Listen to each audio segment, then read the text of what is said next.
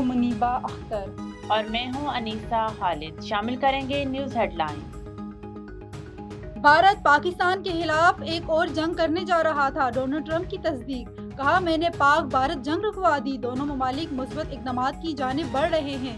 Media سے گفتگو کے دوران ایک بار پھر 8 جنگیں رکوانے کا تذکرہ کیا۔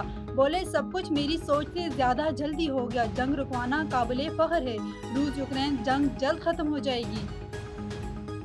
امریکہ سعودی عرب تعلقات کا نیا عروج، ریاض 142 ارب ڈالر کا اسلحہ خریدے گا، اہم دفاعی معاہدے پر دستخط۔ ڈونلڈ ٹرمپ نے سعودی عرب کو اہم ترین نان نیٹو اتحادی قرار دے دیا، امریکی صدر کا محمد بن قاسم کے اعزاز میں اشیاء خطاب کرتے ہوئے کہا سعودی عرب آج پہلے سے کہیں زیادہ محفوظ ہے، یقیناً اب ایران بھی ہمارے ساتھ معاہدہ کرنا چاہے گا کیونکہ مشرقی وسطی میں دیر پا امن قائم کرنے کے قریب پہنچ چکے ہیں، غزہ کے مکین گھروں کو لوٹ رہے ہیں۔ غزہ امن بورڈ میں بہت سی ریاستوں کے سربراہ موجود ہوں گے، تقریب میں ایلان مسک اور معروف فٹ بالر کرسٹیانو رونالڈو کی بھی شرکت۔ امریکہ پہنچنے پر سعودی ولیعہد کا والہانہ استقبال، F-35 طیاروں کی سلامی۔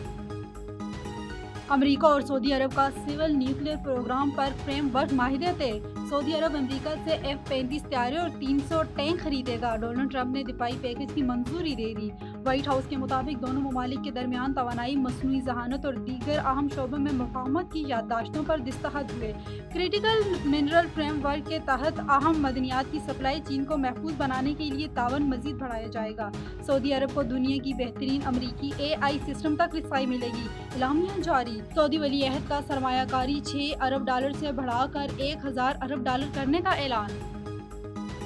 سعودی عرب ابراہم اکاؤنٹ کا حصہ بننے کا خواہشمند، سعودی ولیعہد کا معاہدے سے پہلے مسئلہ فلسطین کے 2 ریاستی حل پر زور، عالمی امن کے لیے کوششوں پر صدر ڈونلڈ ٹرمپ کی تعریف، شام پر عائد پابندیاں ہٹانے کی درخواست، غزہ کی تعمیر نو کے لیے رقم فراہم کرنے کا عزم۔